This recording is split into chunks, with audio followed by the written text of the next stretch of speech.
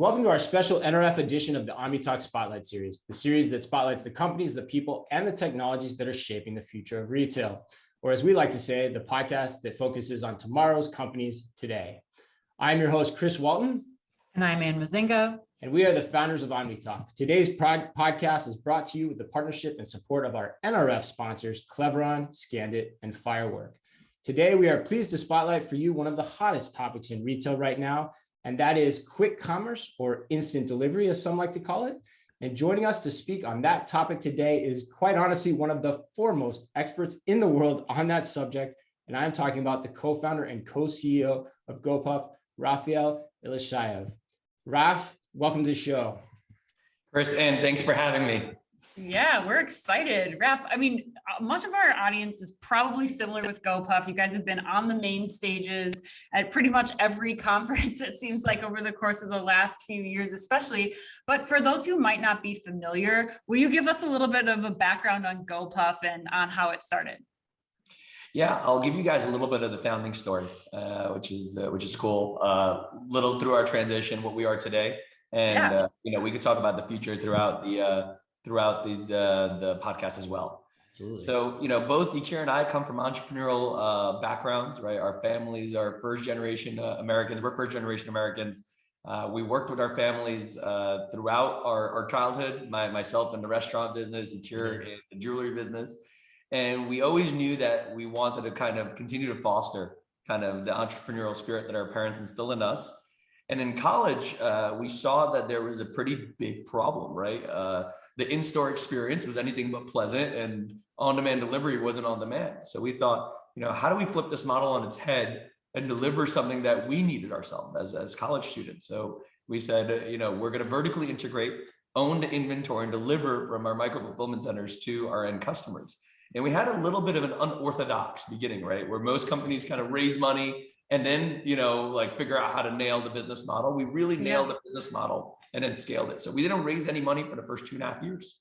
We delivered kind of profitable results from day one, and then really focused on nailing the business model in the first 2 years and then scaling it in a really, really meaningful way. And, as we continue to scale the business, we got into a whole host of new categories, and ice cream and alcohol, over-the-counter medication, pet food, baby products, this new Gopuff Kitchens business, more recently COVID tests. So kind of the one-stop shop. The full gamut of items, and continued to deliver some really, really spectacular results. So we have over 4,000 SKUs per location now, over 1,000 cities. We created this instant needs category, right? When we started this 9 years ago, no one really believed that this space should be vertically integrated. That's kind of changed over the last year to 2 years. But even if you look at kind of third-party data, Yipit was the latest one that released information on this. Gopuff holds 75% share here in the US within the instant needs category. And we're continuing to kind of deliver time and time again for our customers, right? It's our North Star. It's how we think about delivering each and every day. Yeah, I gotta ask you, because you used the word a couple of times, instant, and I teased it in the beginning too, not knowing exactly what word you were going to use to describe it. I had a feeling that's what you're going to use based on other times I've heard you guys. But I had a discussion with somebody else the other day that was in a similar, space, but like they were using different words to describe it. I think the word was ultra fast. Like, why do you guys gravitate towards instant in the way you describe the business? And what does that mean for everyone, really, psychologically? Yeah, I mean, everything we do, all the new categories that we expand into, all the new cities that we expand to, the new countries we open up, is all predicated on what our customers want. So when we thought about how we're going to name this industry, right? Because again, we were the first ones to do it. We went back to our customers, and we went back to how do our customers describe Gopuff? And time again, right? The people were talking about, I instantly get all the things that I need. Right. And, we went back to the way that customers talked about this. I think a lot of people, kind of name these things in a bubble, and our North Star is, figuring out what do our customers want? How do we deliver it to them better than anyone else? So when we thought about how we're going to name this industry, we went back to our customers again. That's how they were describing it. So that's how we describe it as well. Awesome. That's awesome. That's great. I'm glad I asked that question. So I got to go back to something you said, because you said 2 years you guys did this. kind of bootstrapped it yourselves. It sounds like made it work profitably. Talked to a number of companies over the years too that have, kind of started within this like kind of college idea, getting the things people need conveniently to them, but have struggled to make it work. Like what was the unlock that you guys discovered or found that, makes the model turn, so to speak? Yeah, I mean, you got to do this the hard way. And making like if you get a big unlock too early, too young, right? You raise right a boatload of money without really proving out economics, without proving out consumer need. It becomes really, really hard to then shift in the future and say, like, how am I going to build a profitable business or a business that consumers really want? So we spent the first couple of months before anything else on really figuring out, what do customers want? How do we build an assortment that's tailored to a customer need? How do we introduce technology inside of the four walls of the building to pick and pack better, to route, bin and batch? And that's a forever process, right? 9 years. Right, it never ends, right? Yeah. We're still iterating, improving, and building. It's like the Holy Grail. It's just hanging out there, right? Yeah. We believe we have the best technology in the world today on powering these buildings and then ultimately delivering very, very fast. But we spent a lot of time really focusing on our customer, really focusing on the model, really focusing on that before saying we're going to open up hundreds of stores. And now we can open up, 30, 40, 50 stores a month, right? But to get there, it took us 8 to 9 years of work and trial and error and learning to be in a position where we can say, hey, we could do something really, really awesome for our customers today. And it's been that long, huh? 8 to 9 years. Yeah, it almost doesn't feel like that when you think about it. But yeah, that's cool. That's good that you bring that up. We created this. We thought of it when we were 19. We launched it when we were 20. I'm turning 29 in a few months. So, all right. Oh my gosh. So it's been a wild ride for sure. Well, Raf, you mentioned a little bit earlier, like going into ghost kitchens and doing some other exploratory, vertical integration, we'll say. Is that playing into this means to continue to be profitable? And like, how are you guys thinking about the next kind of categories that you're going to go into?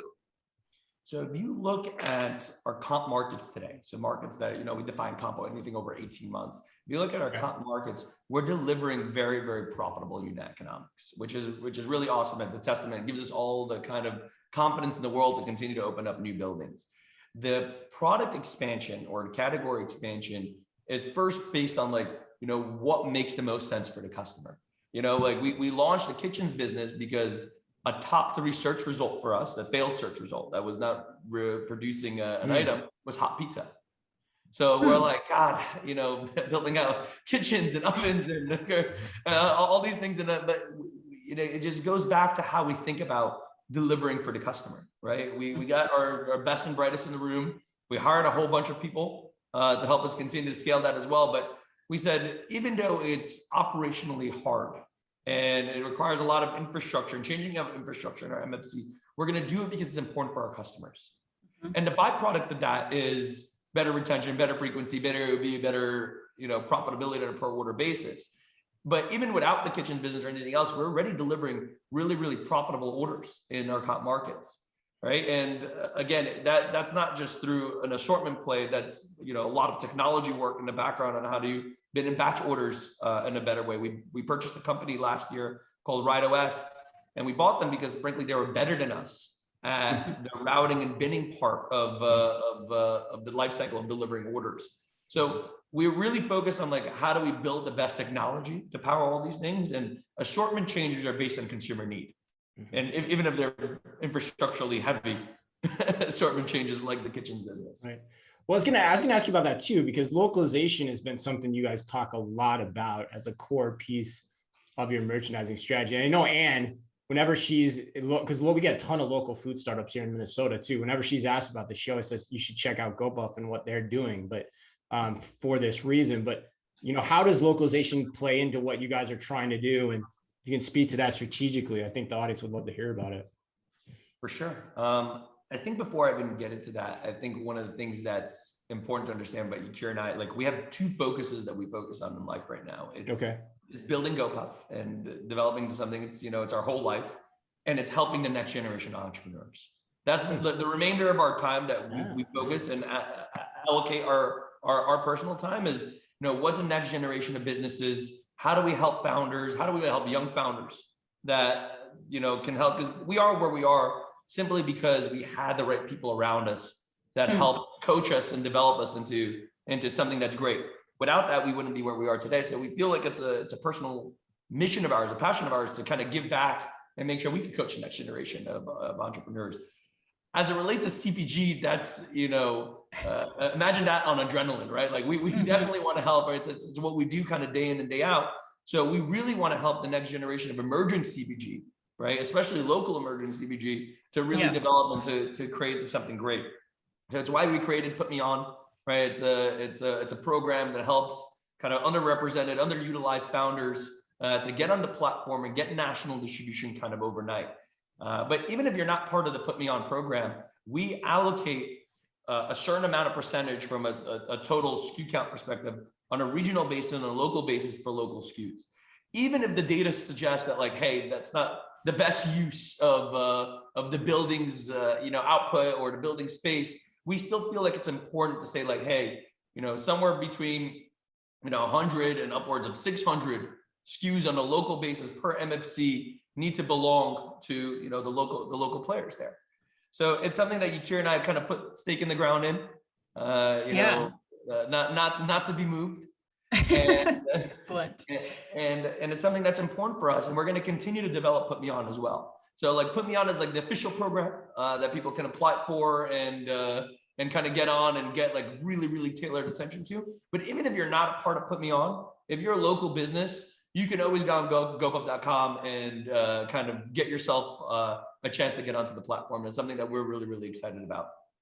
Yeah, I love that, Raf. I mean, I think that's something like Chris mentioned, I think people who have these emerging brands are so concerned by with the textbook way of get into major grocers, get into Costco, get into, the big box stores, but they really have a unique play, I think, with you. And I think the data that you're collecting on the customer side, I imagine what your customers are asking for, the demand there. And one thing that we heard your other co-founder talk about at Grocery Shop last year that kind of falls in line with this is talking about, your retail media network, how you're bringing advertising direct to the customer in that instant moment, which I think is so important to call out. You're getting the customer in, one of the most perfect spaces possible when they want that chocolate bar, they have that craving for something and they can get it in 15 minutes.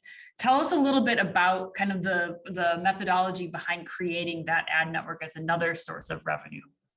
So that started off with a lot of our CPG partners saying like, hey, you guys have really, really unique. You're the first party here.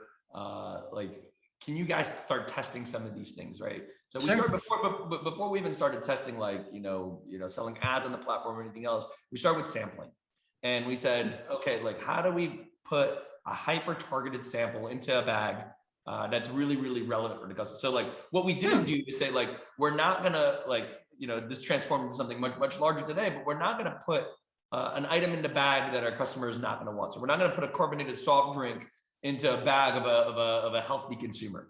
It's just not something that we're going to do, right? It's kind of goes against the customer ethos. But when it makes sense for the consumer experience and it's additive, it's something that we'll do. And what we saw early on is in the kind of double digit spend, the double digit realm of people adding that item that was sampled into their next bag.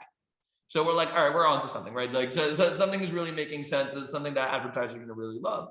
And our advertising platform today has a 3-to-1 ROAS. So for every dollar that you put into the ads platform on GoPuff, it's like an ATM machine. You get $3 back, right? And it's not like a Facebook ad or a Google ad where somewhere down the funnel someone will purchase this item. This is, hey, you're clicking on an ad and you're consuming it 15 minutes later. Yeah. So that the iteration and the work on building that ad platform took a couple of years and a lot of work with our partners. Frankly, we owe a lot to them. So as we roll these things out, we're like, this is great, but if it was slightly like this, it would be a lot better. So we took a lot of feedback from our partners and our vendors on how to make it better, and we're continuing to iterate and improve it. In the next couple of months, we'll be launching, a couple more features that our partners are really asking for. But it's something that we're really excited about, and it's something our partners love because it has such a high ROAS. right? And it's something that people are consuming immediately. Right. And that brings me to think about too, like, and for lack of a better way to say it, Ann and I are all in on this concept of instant delivery. And that's why we're excited to talk to you today. But I mean, I wonder if you can use what you just said to and help explain to our audience, why is the idea of instant such a need state for people? Like, what evidence do you guys have that, shows, like, I've heard words like addictive thrown around, like, that this is a big idea, because once people get the taste of this, they continue to want it over and over again. Yeah. I guess the best way to describe it is, like, imagine the first time, like, you ordered an Uber, right? Okay. And like how magical it was that, like, you click the button on an app and then, like, there's a freaking car outside. Yeah, right. 8, 9, 10 minutes later, it's ungodly to even imagine ordering a yellow cab today, or like going in any other process than kind of going through an Uber or a ride hailing program. So it's not too dissimilar here. Like, once people try this and realize that, like, and a lot of people have misnomers for this, right? Like anyone that uses instant delivery is lazy. I think that's the worst way to look at it, right? It's like we have lives that are busier today than they've ever been. And everyone is like this pandemic, and everyone is so busy and has so much things going on in their lives. If we make this part of your life just a little easier and, kind of delivered to you in a really, really high quality way, we've seen kind of time and time again, you become loyal for life, right? We have customers that are continuing to use Gopuff that started using Gopuff in our inception, right? When we were a completely different Gopuff, right? Like, 100 SKUs versus, 4,500 SKUs. But the reality is we see that people stick around, and they stick around for a really, really long time. So it's getting folks to try it out for the first time, see that it's really amazing, that it's kind of frictionless and it gets delivered to you quickly. Like, think about all the times that you were in usually people start Gopuff when they're in a pinch for something, right? Like, I need, olive oil, or I need salt, or I need a snack, or I'm craving for ice cream. And then it develops into something much, much larger than that, of like, any kind of need state I have in my life, I can rely on Gopuff to get it to me right away. There's something really that just sparked when you were talking about that too, Raf, that, like, this is almost like having a personal shopper, like personal concierge for every single person, like you getting something, like being able to basically, hit an app, like you're saying, snap your fingers, and somebody's running and saving you that time and doing something for you for a pretty minimal fee. I mean, really, when you break it down. Can you dive into a little bit of how that works? Because we just see, as the consumer, we hit a button and it's there in 15 minutes. But what are the mechanics going on your side? You mentioned micro fulfillment quickly, but like what is the backside of how this is getting from my fingertip to my doorstep? Listen, it's all magic. I'm kidding. Beam me up, That's Scotty, fine right? answer too. Works, That's right? a fine answer. No, I mean, listen, the supply chain portion of this business and the delivery operations are pretty funky, right? It took a lot of iteration, a lot of work to get it done. So, like, we started with, in Philadelphia, in the 4 walls, like, what is the basic set of technology we need to power these buildings? Okay. And then we said, what are the partners we're going to use? At first, we started with distributors. What are the distributors that we're going to use to help power the first part of the supply chain of bringing the goods from big distribution center to our micro fulfillment centers? What do we need to do for storing all the goods in there and managing the inventory inside of the buildings? How do we pick and pack in under 2 minutes? Then how do we put it in a bin so the orders don't go out with a single order? So we're able to deliver very, very fast with multiple orders in a batch, right? You need some critical mass to do that. So the predictive technology of, like, if an order comes in, what is the likelihood of another order coming in within that same block or square block within the next 30, 45 seconds a minute? So that required, it sounds like an easy problem, but that was years of work to kind of get to a place where we can accurately predict the volume that's coming in. And then the last part, the last mile, right? But then, building, we call it Go Drive. So the driving platform for our drivers, and how do we effectively route for our drivers? How do we make it easier for them to deliver? How do we add a frictionless experience as we started expanding to bigger cities that are more density? How do we power bike delivery and scooter delivery in a really meaningful way, and, like, account for weight on multiple orders going out at the same time? So it's complicated, and we're making the situation even more complicated so we can deliver more things for our customers, like adding Gopuff kitchens, like adding OTC and all these new categories. And we're now starting to open up bigger distribution centers where we control the entire experience end to end. So like, we've relied historically, and we're still gonna have distributors for a lot of our items, but we relied historically 100% on distributors, right? We now have multiple centers, hundreds and hundreds of thousands of square feet, each one of these guys, to deliver ambient foods directly into our distribution center and reallocate out to our micro fulfillment center. That really, really speeds up the time to introduce an item and really control the experience at the end. If there's anything that we learned throughout COVID, is controlling the supply chain is critically important for in stocks and other things that are really important for the customer. So the way that the sausage is made is complicated, but the reality for us is that we want to make that just a truly magical experience for the customer. So when they click place order for the very first time and it shows up to their door in 12 or 13 minutes, they think of it as like, hey, this is something that's truly magical. It's something I want in my life every single day. Obviously in the background, right, there's a lot of gears that are moving on the supply chain into the micro fulfillment centers, the receiving process of how to accurately position it around. How do we then, scan and pick it back? We call it go inventory, right? Obviously, guys, we love the word go. Yeah, it sounds like to all of our modules, but the positioning of the goods inside of the buildings, all of that, right, is happening kind of in the background. But for the customer, you want to make it seem as frictionless and as magical as possible. Yeah, no one likes to see the sausage made. So, right, I mean, to use that analogy, but I think one thing I'd point out too for the listeners, because we've got some pretty hardcore retail wonks in our audience too, is what you're describing from an automation standpoint: size of the buildings, type of assortment, how you need to kit what's ordered. That's a very different style of automation and operation than say like a traditional grocery store too. So there's complexities here on different levels that have to be addressed than what you're seeing from your standard garden variety attempts to automate like the back of a grocery store at this point. It's cool that you brought that up, because one of the things I wanted to close with was, we heard at Grocery Shop plans to roll out, I think, Ann, what was it, 500 micro fulfillment centers throughout the country, very quickly.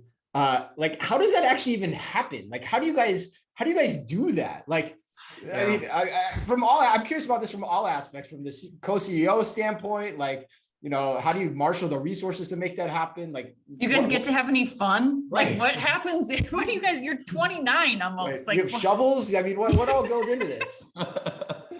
Well, we started opening up these buildings ourselves before we had other folks kind of figure out how to do this in a much better way than we used to do it. Like when we used to move to a building, like when we opened up Boston, it was our second market. Okay. I physically went and moved there and lived inside the MFC for 4 months. That was my home. Sure. Yeah. What? Yeah. So like, total entrepreneur. Yeah. Right. So like you figure it out from the ground up on all the things that can go wrong. And then once you have the playbook of, hey, what makes a good building look good, or what makes all the zoning complexities, all the building complexities, all the construction complexity work, then it's just, I don't want to oversimplify it. It's like, it's a lot of planning. Right. And then there's other layers to this that make this even more complicated, right? Like there's rules in the liquor licensing world and where a liquor license can be placed.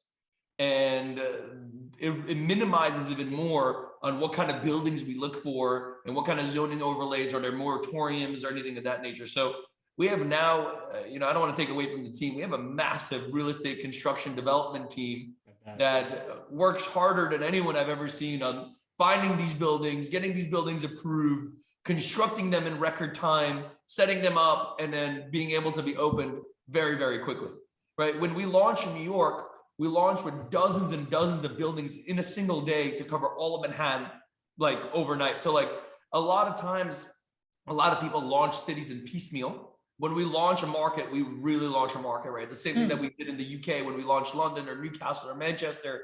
As we started to think about this on a global scale, we had to enact all the learnings that we had throughout the years in the US to kind of expand globally as well. But, it started with, kind of learning this kind of brick by brick for Yakir and I. And then it was about, building a really cohesive process, a lot of technology, right? I keep mentioning tech here because it was so critical to establishing the right process on opening up these buildings. And then, you know, over time, it got more streamlined, right? We went from opening up, you know, one building a quarter to one building a month to a building a week, then multiple buildings a week. You know, we had times this year that we're opening up 2 buildings a day, right? And so it's like it got to a place where, you know, where we had a lot of throughput. So we have the levers now over, you know, after you know, near a decade to pull to open up a whole lot of buildings. And since you've been talking grocery shop, that number has increased because we're opening up now globally, right? Not just in the US. But we're really excited about what that means for our customers and giving more and more GoPuff to people that need it most. Well, Raf, I want to expand on one more thing that you said too. Something that I know our listeners are going to ask too is, what does expansion look like outside of the urban cores for you? I mean, I heard somebody talking on a podcast who's in the real estate world saying that, you know, GoPuff is really going after not just urban cores, but also after the suburbs. Can you elaborate a little bit on what operations might look like beyond, you know, the major cities that you've launched in? I mean, we're testing a whole host of things right now, right? Like after we acquired, so we bought a company in Kentucky called Liquor Barn, which is the leader in the alcohol retail space in Kentucky. We buy a lot of these liquor businesses for the liquor licenses that they own. It's not to dive in too deep. It's something that's very complicated to find real estate and attach alcohol to it. Kentucky was one of them, so it became a great acquisition for us. But a lot of the spaces that they own are in very rural areas. So we started investing not in the suburbs, right? Like, you know, what does a GoPuff in a 15,000 population town look like? Or 20,000 population town look like? And what I'll tell you is that we're seeing some really cool results out of even small, less dense areas, because this is something that people need all over the place, right? It's not just something that like someone in New York or Philly or Miami needs. This is something that people anywhere need. So I'll tell you, in 2022, the big focus is urban adjacencies and suburbs, right? Because we've run out of cities we're in every city in the US. We're going to be testing even less dense areas and seeing what that looks like, seeing what the economics look like, you know, what's the throughput, what's the sign up. Early results are really positive, but you know, it's kind of still, we're in the early innings here to figure out like what the math looks like for on the rural side. But on the suburban side, on the urban adjacency side, this is something that's going to be full steam ahead in 2022. That's fascinating. I love, especially, which I didn't know, the liquor license component of that as kind of a way to explore that. And as a driver, I think, for especially the suburban deliveries, what can you get quickly? Because that can be a pretty large effort, especially in those rural communities. That's really incredible. I love the other thing too, and I love the entrepreneurial aspect of how he described that too, because you're kind of testing in a tough case. Like that's a tough use case, right? Raf, like if you can make that work, you can probably make anything else work when you figure that out. And that's probably how you're going about. I can see you shaking your head. Yes, that's exactly part of the theory and why you're doing that. So and clearly it's going to be different, right? The assortment needs to be different. The value prop needs to be a little different. It just is, right? That's what we notice about when we expanded throughout the country, right? Different regions just require, right? The core assortment stays the core assortment, but like you need to really tailor and kind of add, to go back to your earlier point, if you don't have the local SKUs there in the suburban markets, you're toast, right? So like really positioning that and leaning into that in a bigger way, I think is something that's really important for us as well. And you're also competing against, I think, a higher bar with the grocery trip, right? Because suburban grocery is easier to get to from a convenience perspective than, say, the downtown New York area or San Francisco, right? Is that something you're having to counter too, Raf? Or how do you guys think about that whole aspect of things? Listen, grocery is going to be something that we lean into in a really big way. I think, if anything, the European business showed us that grocery can be a massive part of what we do. A quarter of all of our sales have been grocery items in Europe. When I say grocery, I've been talking about pure play fruits and vegetables. Really? Okay. Wow. So, you know, as that, how that relates to the different regions in the US and how we roll that out is still something that we're really figuring out. We're testing it kind of across all different tiers of markets and seeing some GoPuff Kitchens type of results, which gets us really excited. So, you know, TBD on how that looks like in all the other regions in the country, but it's something that, really, really excites us as well. Yeah, I just want to ask one more question, just because, you only get this chance so many times, but I'm curious, as let's say we flash forward a year from now, and God knows what's going to happen with COVID and everything, but, from your position of leadership, like, if you're sitting here maybe you're back with us a year from now and you're saying like, hey, this is the one thing I really want to accomplish this year. I want to look back on and be proud of. Like, what is that for everyone? From my perspective, I probably sound like a broken record here, but like everything leads back to the customer for me, right? I have a very simple decision-making framework in life, right? It's customer, company, team, individual. When I'm hiring people, if people are living under that framework of I'm dead last and the customer's first, and the team and the company are somewhere in the middle, right? That's a great hire. If the decision-making framework is anywhere skewed outside of that, it's probably not going to work out for us. So the reality is like all the countries that we're expanding into, all the regions that we're expanding into, if we listened to the customer and executed against it correctly, that's job well done.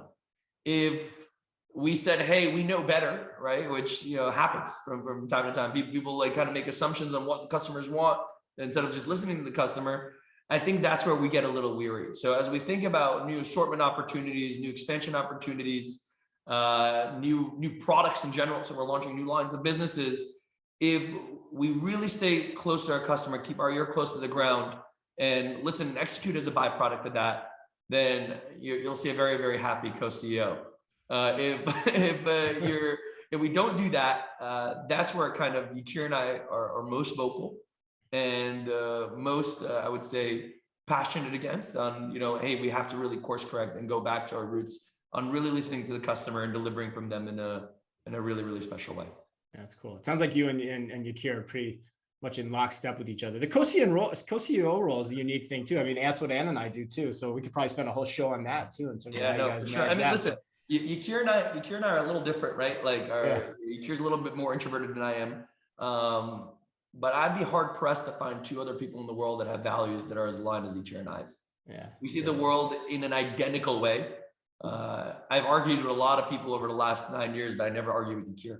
All right. And it's because we really, really see the world in a very similar way. We're additive to one another. And, beyond anything else, we're best friends. So it makes things a whole lot easier. That's awesome. Yeah, I feel the same way about Ann. Hopefully Yakir hears you say that too when he plays us back. So as we're closing up here, if people want to get their products on Gopuff, they want to find out more, they want to, get in touch with you or the team, what's the best place for them to do that? So you could go right on gopuff.com and, you'll see all the information on how to apply to get onto Gopuff. You'll see the Put Me On program. If you want to apply to be on Put Me On, it's something that it's a personal passion for Yakir and I. So please apply. We actually unfortunately finished our second season of entry into Put Me On. We'll have a third one that's coming soon. All the information will be on there, but you can find all the information right on gopuff.com. Yeah, it's so simple. I've taken some local brands through it myself, and I'm just really impressed by how well you guys have done that. So we got a long way to go. We're just getting started. Yeah. Man, thanks for sitting with us today. For everyone listening, that's Rafael Ilishayev, the co-founder and co-CEO of Gopuff. Man, it was a blast. Great to have you on. Of course. Thanks for having me. And on behalf of Ann, Raf, myself, we hope everyone enjoys NRF. And as always, be careful out there. This special NRF podcast was made possible through the support of the following sponsors. Cleveron. Cleveron is a full-service package handover partner offering in- and outdoor locker solutions to retailers and grocers worldwide. Cleveron has more than 13 years of experience and partnerships with the biggest names in the business. Head to Cleveron's LinkedIn page to get in touch with Cleveron's representatives here at NRF. And Scandit. Scandit's smart data capture platform helps retailers delight customers and automate store operations through unmatched speed, accuracy, and intelligence. From the shop floor to back of house, retailers can move processes onto smart devices while boosting employee efficiency and retention. Scandit also enables great customer experience services like Scan & Go and personalized promotions to enhance loyalty. And finally, Firework. Firework lets you implement shoppable short-form video and live stream commerce on any website or app on the open web. Why rent a kiosk in someone else's bazaar when you can have a storefront of your own? Take back your business, take back your brand with Firework.